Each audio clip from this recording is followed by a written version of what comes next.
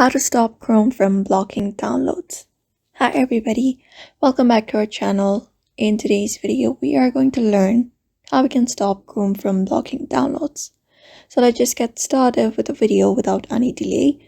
So let's just get into it.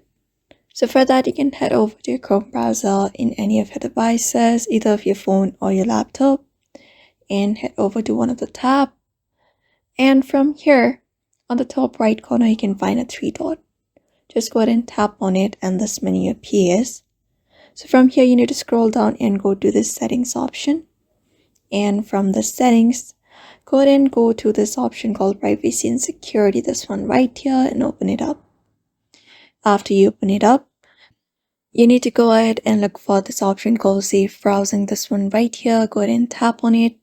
And you need to select this third option, which is no protection, not recommended.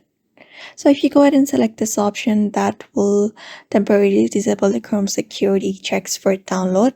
However, be aware that significantly reduces your online protection and should only be used with caution when you are sure the download is safe.